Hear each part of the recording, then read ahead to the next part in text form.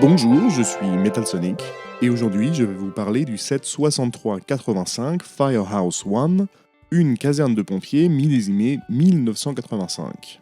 Alors depuis les années 50, les casernes de pompiers ont toujours été au catalogue et ont toujours fait partie des best-sellers de la marque. Cette version-ci est très classique dans sa conception, mais propose une bonne jouabilité avec ses deux véhicules et ses trois personnages. Parmi ceux-ci se trouvent deux sapeurs-pompiers vêtus du traditionnel uniforme noir à boutons dorés et coiffés d'un casque blanc, des figurines qui sont extrêmement communes, on les a retrouvées dans plus d'une vingtaine de sets, et qui ont également eu une assez grande longévité, elles sont apparues au tout début des années 80, et on les trouvait encore jusqu'au milieu des années 90.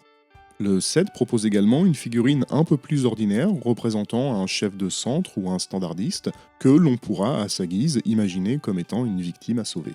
Pour ce qui est de la construction en elle-même, la caserne est de bonne taille et est bâtie sur une plaque de 32 sur 32. Celle-ci est sérigraphiée avec des sorties de garage, ce qui ajoute une touche de détail assez satisfaisante. L'aspect extérieur du bâtiment est plutôt bien rendu, avec une dominante rouge et noire évidemment, mais une pointe de bleu vient relever le coloris, à l'instar des quelques massifs de fleurs à l'entrée de la caserne qui rendent le lieu plus accueillant. Il est important de noter à ce stade que normalement un autocollant avec le logo des pompiers devrait se situer au-dessus de la porte d'entrée. Malheureusement, ayant acheté ce set d'occasion, je ne le possède pas, c'était toujours un peu le problème avec les autocollants très larges qui s'étalaient sur plusieurs pièces, ils avaient tendance à ne pas résister dans le temps.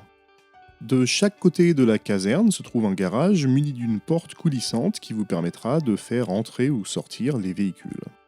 À l'étage se trouve le poste de commandement depuis lequel les personnages pourront recevoir des appels et gérer les interventions. Sur le toit du garage se trouvent des verrières qui laissent passer la lumière, ainsi qu'une tour dont l'utilité a toujours été un peu floue. Est-ce que c'est un château d'eau? Est-ce que c'est un endroit où entreposer les lances à incendie? Ou tout simplement une ventilation? J'ai jamais été trop sûr de ce que c'était.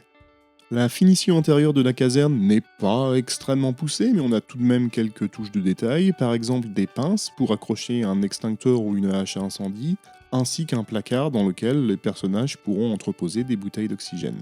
À l'étage, le poste de commandement est décoré avec 4 pièces imprimées, un moniteur, un clavier et 2 téléphones à cadran évidemment vu l'époque. Pour conclure sur la caserne et avant de jeter un œil au véhicule, on peut remarquer que si l'intérieur manque un peu de finition, l'aspect extérieur est vraiment réussi, on a un bâtiment qui est d'une taille assez conséquente, la jouabilité est bonne avec les 2 portes coulissantes et en plus l'ensemble est assez détaillé. Chaque garage pourra donc accueillir un engin de pompier pour lutter contre les flammes. Premièrement, une petite voiture qui est très simple dans sa construction mais vraiment représentative des véhicules Lego des années 80. Elle est montée sur un châssis de 4 de large, mais elle est toutefois assez détaillée avec ses 2 portières qui ont chacun le logo pompier imprimé dessus. On remarque que c'est une sorte de Jeep ou en tout cas un pick-up. Sur l'arrière, vous pourrez transporter tout le matériel nécessaire pour maîtriser l'accident. Et c'est plutôt pas mal parce qu'on a eu beaucoup de voitures de pompiers Lego qui parfois ressemblaient plus à une voiture de sport ou une Ferrari. Et là, on a vraiment l'impression d'avoir un véhicule d'intervention. Vu la taille, c'est plutôt une réussite. Mais finalement, que serait une caserne de pompiers sans son camion? Nous en avons donc un ici. Il est monté sur des roues qui sont beaucoup plus épaisses que la voiture, ce qui lui confère un côté un peu plus massif. Et il est également équipé des 2 mêmes portes sur lesquelles se trouve le logo des pompiers. Le pare-brise est un petit peu plat à mon goût, mais c'est vrai qu'un camion de pompier, ça a plutôt cette tête-là normalement. Et il est équipé évidemment d'une lance à incendie qui est montée sur une bobine, c'est une simple ficelle avec un petit élément en plastique au bout, et évidemment d'une grande échelle déployable.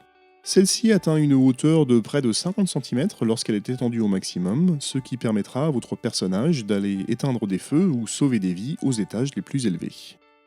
En conclusion, je dirais que cette caserne de pompiers 6385 était une vraie réussite à l'époque. Elle proposait une jouabilité qui était vraiment poussée avec ses 2 véhicules, les portes de garage qui coulissaient, le camion qui avait une échelle déployable et la lance à incendie que l'on pouvait dérouler.